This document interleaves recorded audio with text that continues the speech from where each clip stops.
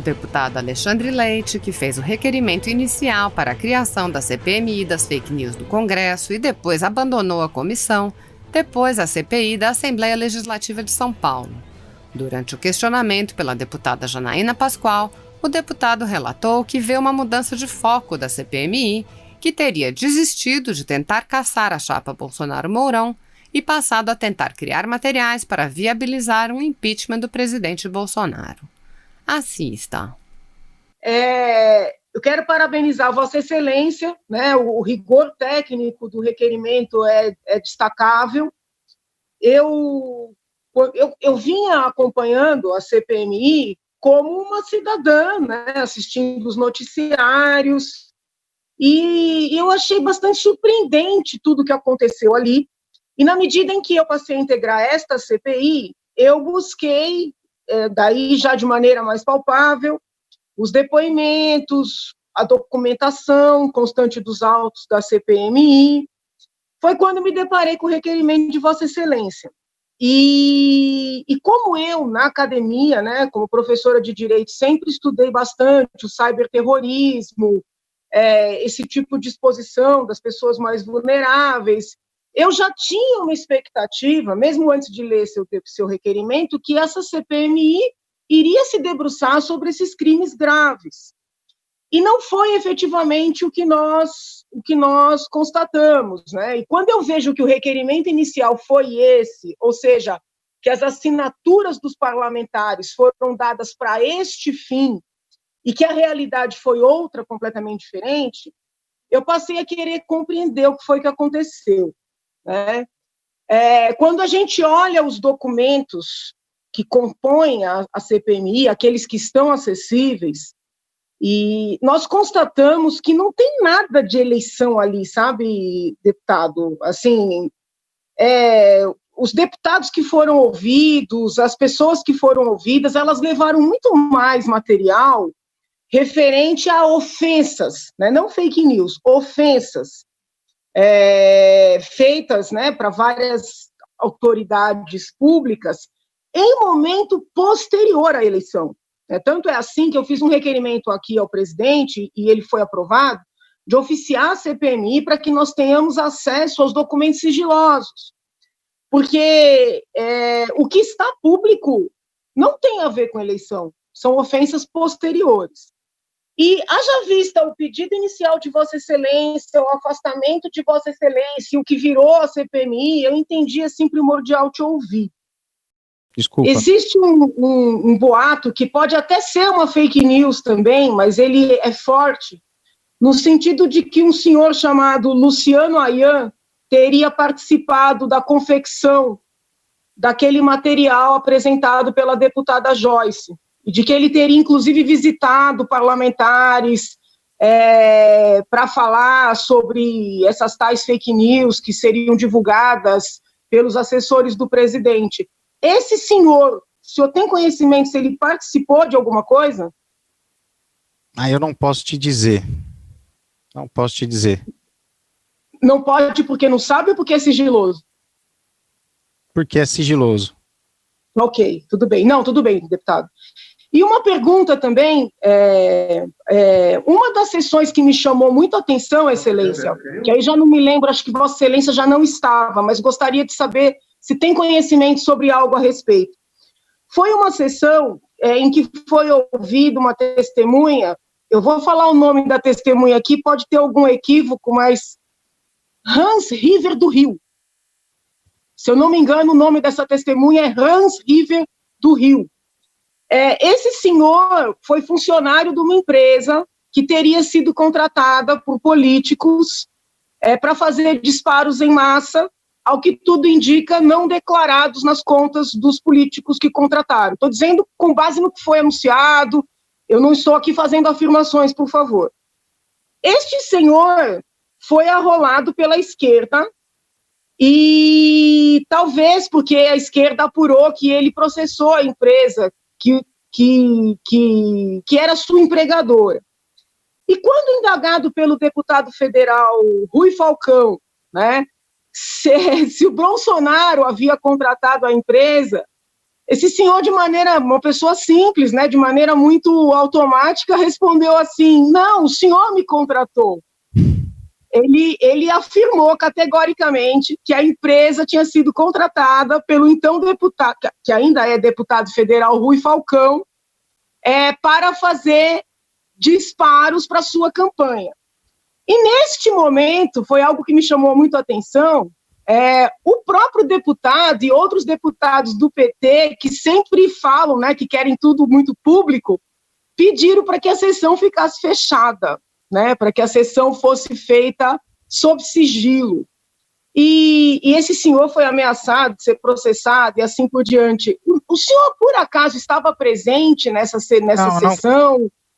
Eu, assim como a senhora, deputada, Vossa Excelência tem acompanhado por alto. Eu só tenho o privilégio de estar no Congresso e ter acesso, como deputado federal, à assessoria investigativa. Então, tenho acesso a alguns autos e informações passadas pela assessoria da comissão. Mas eu não componho mais a comissão, eu não fiz parte de oitiva, nem de audiência pública nenhuma. Então, nesse caso, qualquer audiência, essa ou outra, eu não tive conhecimento. Eu tenho conhecimento de algumas coisas, né, extraoficiais, por isso justamente que eu não posso quebrar o sigilo dessas informações. Elas já são me passadas de forma sigilosa. Eu entendo, excelência.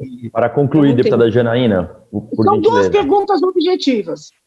A primeira é a seguinte: a minha percepção, tanto da CPMI quanto do inquérito que tramita no Supremo, é que estão tentando, a duras penas, né, de todas as formas, criar provas para alimentar um processo vazio que tramita no TSE para tentar caçar a chapa. Não é só Bolsonaro, porque não adianta tirar só Bolsonaro, querem tirar Bolsonaro e Mourão. Essa é a minha análise, tanto da CPMI como do inquérito no Supremo. Eu pergunto a Vossa Excelência, pelo que Vossa Excelência acompanha, né? Vossa Excelência tem muito mais informações do que eu. Essa minha hipótese é muito irreal? Ela foi cogitada no início.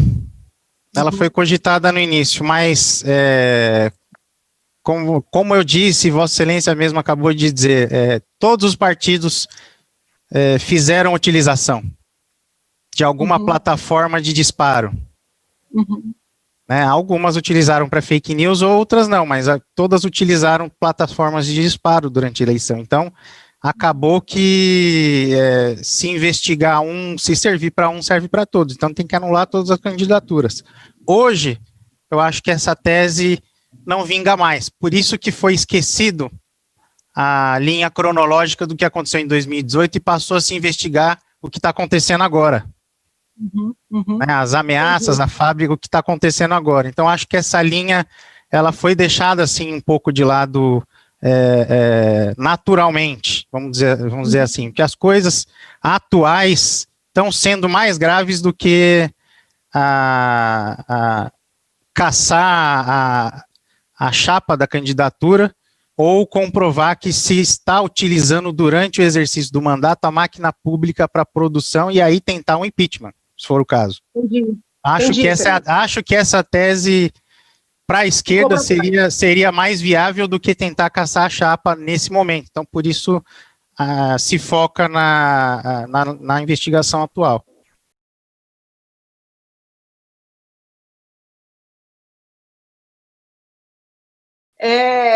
Eu quero parabenizar Vossa Excelência, né, o rigor técnico do requerimento é destacável.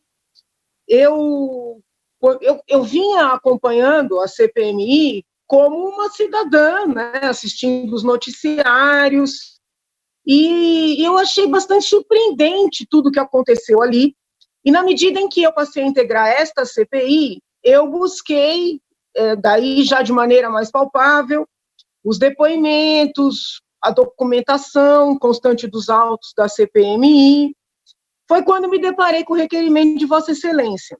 E como eu, na academia, né, como professora de direito, sempre estudei bastante o ciberterrorismo, esse tipo de exposição das pessoas mais vulneráveis, eu já tinha uma expectativa, mesmo antes de ler seu requerimento, que essa CPMI iria se debruçar sobre esses crimes graves.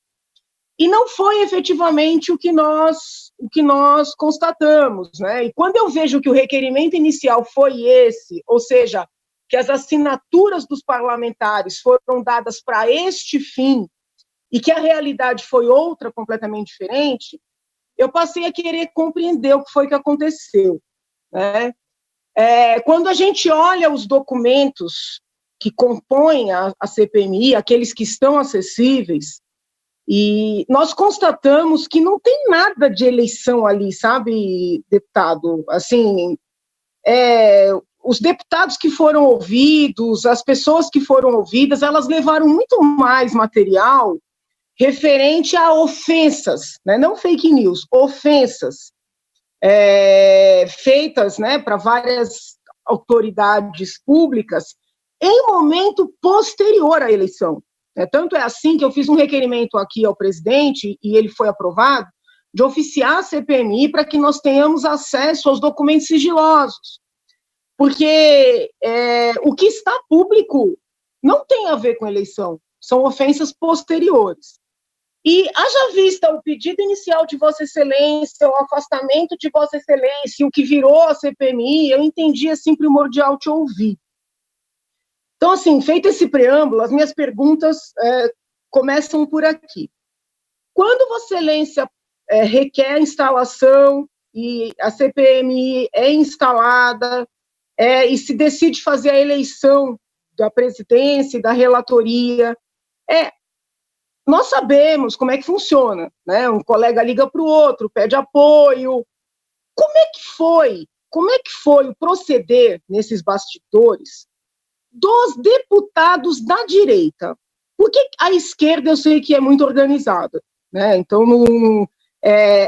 eu não sou do tipo que deixa de reconhecer o valor, né, em quem está do outro lado. Então, a esquerda é muito organizada. Como é que foi a movimentação da direita? E aí eu queria pedir a Vossa Excelência que dividisse entre aquela direita que apoiou Bolsonaro em 2018 e depois se afastou dele, e a direita que segue com Bolsonaro. Né? Porque quando o senhor falou não houve movimentação do governo, eu penso aqui poder executivo, ministros, o próprio presidente, os líderes, mas como é que foi a movimentação dos deputados? Eles deixaram a esquerda correr solta, eles ajudaram a esquerda, né? Como é que foi isso aí? Se o senhor puder contar um pouquinho para a gente, se possível, dando nomes. Esse é o primeiro ponto. Eu fiquei muito intrigada com os depoimentos dos deputados Joyce e Alexandre Frota. Por quê? Porque, diferentemente do meu caso, né, eu fui apoiar Bolsonaro por ver nele, né, a força para não deixar o PT voltar para o poder, por ter algumas pautas em comum, mas eu nunca tive uma proximidade com o Bolsonaro, não participei ali do núcleo duro da campanha, não tive acesso, né? Mas a deputada Joyce e o deputado Frota eram, assim, bolsonaristas raiz. Tanto que quando eu critiquei a linha dos bolsonaristas na convenção, no Rio de Janeiro, eles não gostaram, né? Eles não gostaram. E, de repente, eles aparecem com aqueles depoimentos longos, com aquelas acusações, dizendo que tudo tinha acontecido já durante a eleição. Dos documentos que eu acessei, não mostraram nada com relação às eleições, mas houve apresentação ali de data shows, e aí, extraoficialmente, existem muitas histórias, né, sobre como é que foram feitos esses materiais, até nomes de pessoas que teriam participado da elaboração desses materiais, e repentinamente a deputada virou testemunha no Supremo. Então, eu queria entender o seguinte, né, o senhor que está lá, tem algo que o senhor pudesse contar aqui para a nossa CPI né, desse material que foi apresentado pelos deputados, dessa mudança repentina dos deputados, de como a deputada virou, de uma hora para outra, além de testemunha da CPI, testemunha do Supremo, porque eu achei tudo isso muito surpreendente, né? E sob o ponto de vista técnico, jurídico, que eu acho que não é esse aqui o local adequado, eu tenho muitas críticas a esse inquérito que tramita perante o Supremo Tribunal Federal. Então, eu queria saber se o senhor tem conhecimento como é que foi essa entrada dos dois deputados, quem chamou, porque eu vi que o requerimento para ouvir os deputados foi de uma deputada do PT, se eu não me engano, da Bahia, cujo nome agora eu não recordo. É uma deputada bastante atuante do PT, mas eu não recordo o nome dela agora, até peço desculpas. Foi ela que pediu para ouvir a Joyce e o Frota. Eu queria entender se o senhor conhece alguma coisa desse bastidor, sabe? Porque foi aí que mudou o rumo da CPI. Então, esse também é um ponto que eu queria ouvir o senhor. E nesse tempo todo, eu queria saber do senhor se houve algum contato, alguma tentativa, eu não digo assim de influenciar no mau sentido, mas de ajudar a esclarecer que o pai não fraudou, que não houve nada de ilícito durante... Houve algum trabalho efetivo do deputado Eduardo Bolsonaro? Eu queria ouvir do senhor se houve. Se o senhor puder responder essas primeiras indagações, na sequência, havendo tempo, eu complemento. Vou tentar responder, Vossa Excelência. Deixa eu ver por onde eu começo. Olha, durante o período eleitoral, quem estava no governo não era o presidente Jair Bolsonaro. O PSL é um partido que nasceu fazendo o papel da extrema-direita, né, no Congresso. Até então, quem fazia oposição ao PT, que estava no governo antes do Michel Temer, era o Democratas, PSDB, os partidos tradicionais de centro-direita e liberais. Quando eu digo o governo não se movimentou, são justamente os deputados que fazem parte da base do governo no Congresso, isso me refiro Câmara e Senado, salvo engano, no dia da votação da eleição de presidente, porque quem escolhe na CPMI o relator é o presidente. E nós, salvo engano, por 2 votos, não conseguimos não eleger o presidente que foi colocado, né, o Ângelo Coronel. Foram poucos votos. Isso demonstrou a falta de organização do governo. Os deputados antigos estavam todos preparados. Então, acho que essa foi uma desvantagem. Muitos deputados da base do governo, e aí tem um grande problema de identidade pessoal, mais relacionado a uma ala do PSL no Congresso, que se elegeu para fazer oposição.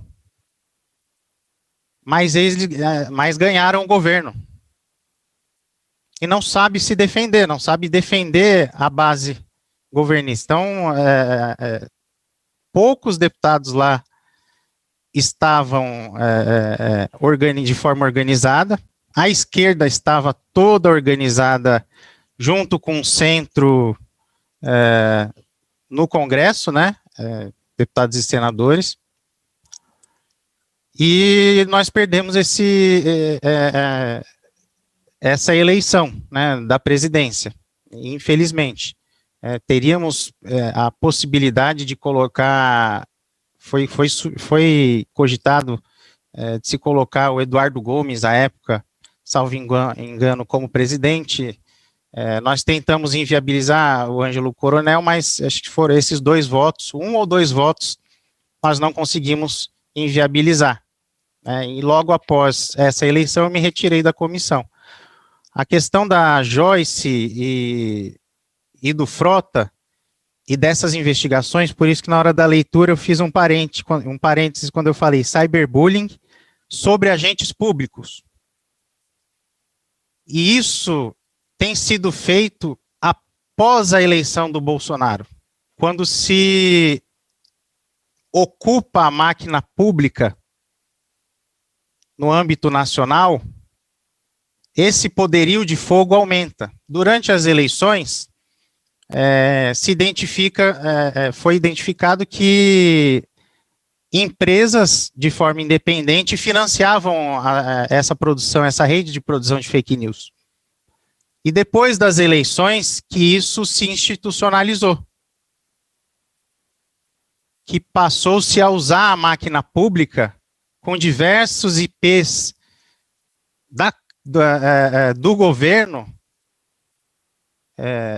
até chega a ser burrice, né, lugar do próprio governo para produzir fake news e disparar de lá. Então, essa questão aumentou quando se ocupou a máquina pública após as eleições. A Joyce, até então, não era ofendida porque ela estava do lado de cada arma.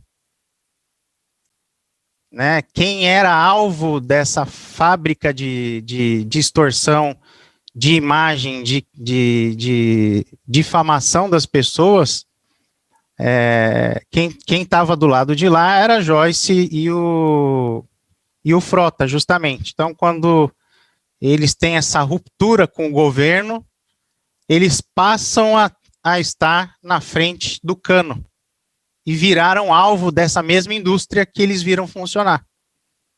E aí que se dá essa investigação, vamos dizer assim, por crime contínuo, vamos dizer na área do direito aí, por crime contínuo.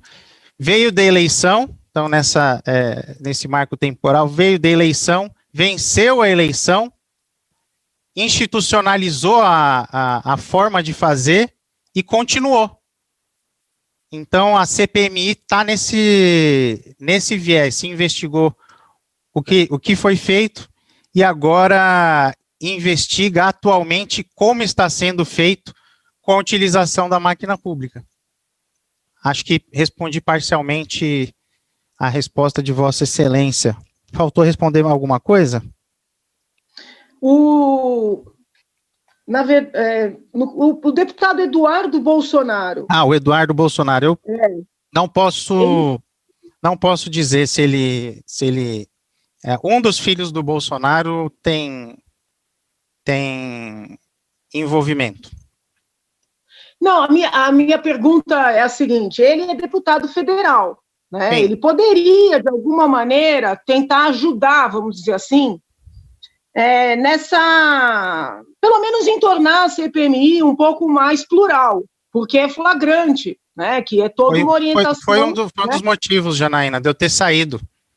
Então, mas eu estava lá tentando, no início eu tentei de forma política, como já era mais antigo, estou no 3º mandato, e os que estavam ali chegando eram novos, tentei organizar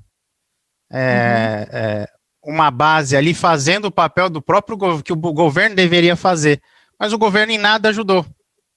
A base do governo nada ajudou, não se interessaram em momento algum em constituir aquela comissão.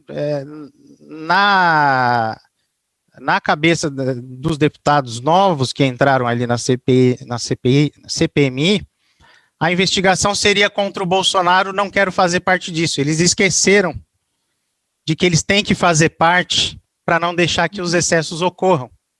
E aí virou o que virou.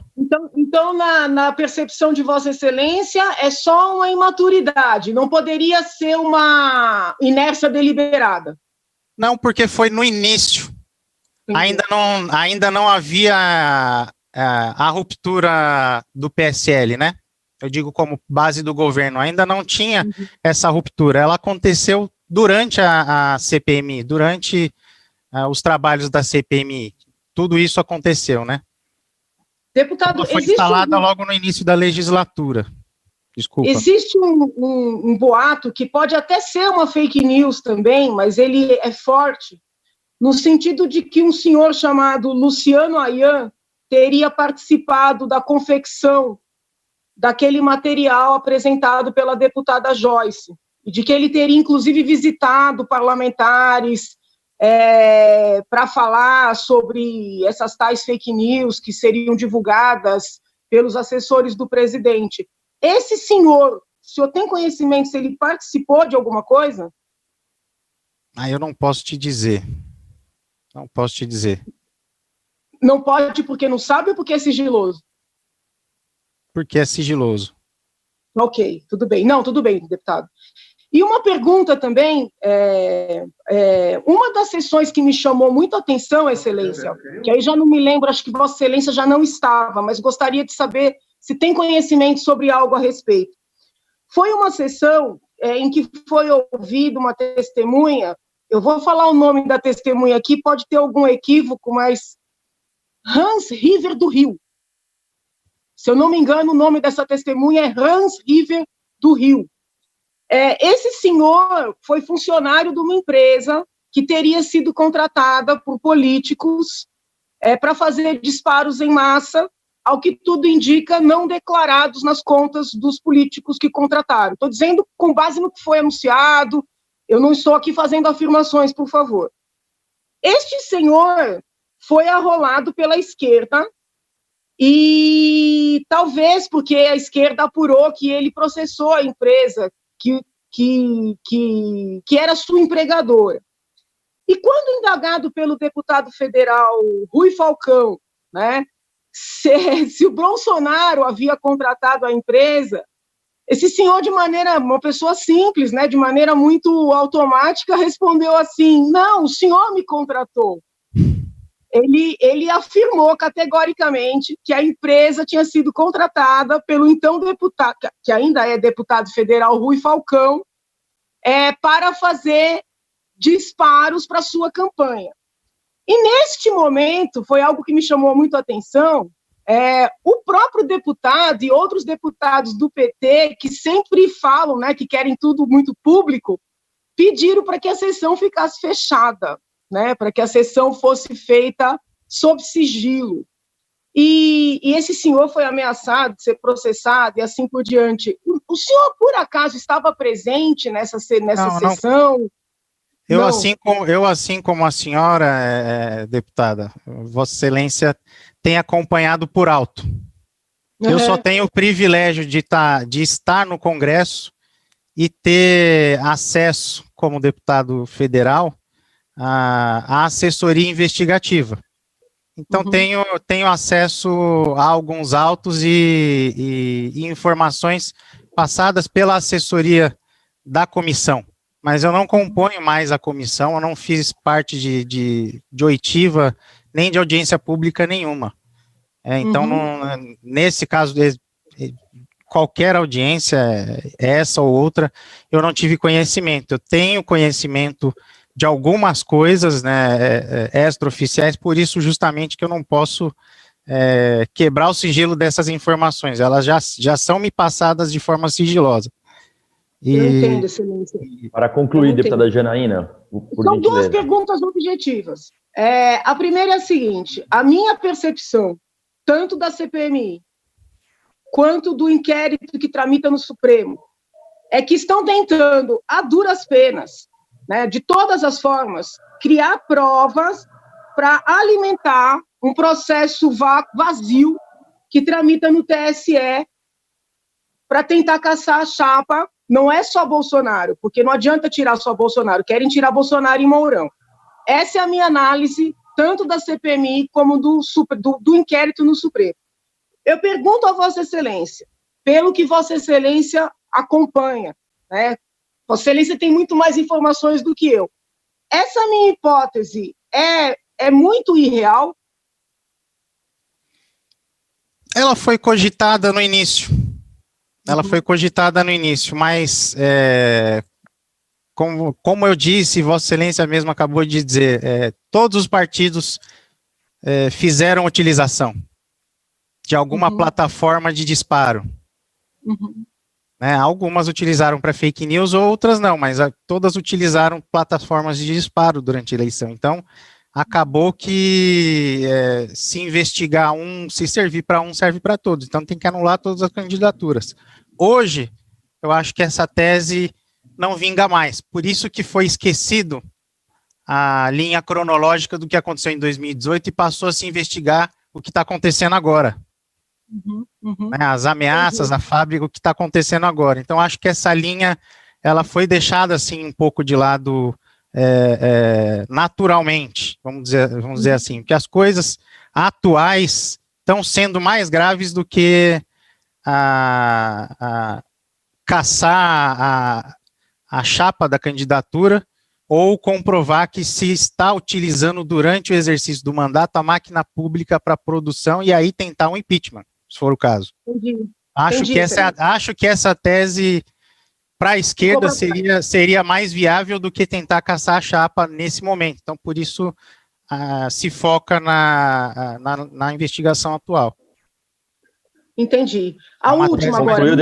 Deputada, eu vou pedir só para que possa ser objetivo, então. Eu prometo. É a gentileza. Última. Com relação ao PL que está em trâmite, Excelência, Vossa Excelência defende a identificação. E eu concordo com Vossa Excelência nesse ponto. Concordo mesmo. Mas eu tenho medo desse PL porque tem uma outra parte que ele fala em guardar um material, inclusive um material de WhatsApp.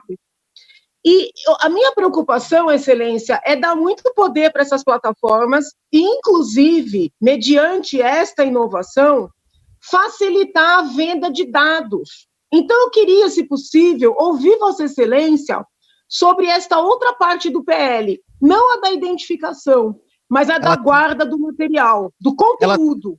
Tem dois viés aí, deputada. Do mesmo jeito que a gente apaga as conversas do WhatsApp, ela acaba ficando salva, elas podem nos servir favorável ou desfavoravelmente. Então, num processo eleitoral, por exemplo, se você for mover na justiça com base no que for registrado numa plataforma de mensageria, lá está sugerido, se eu não me engano, na lei, são 3 meses. Esse processo eleitoral não corre em menos de 6, por exemplo. Então, se for para funcionar, tem que ser mais tempo, inclusive. 3 meses não adianta. Se for para salvar informações nesse sentido, pelo menos 6 meses, 1 ano de informações. Agora, a forma de utilização delas, né, a venda delas, aí cabe à legislação trazer toda a regulamentação e limitação, né, desses dados, né, que eles sejam mantidos sigilosos e somente solicitados mediante ordem judicial. Entendi. Obrigada, muito obrigada. Saúde, bom final de semana para o senhor. Obrigada.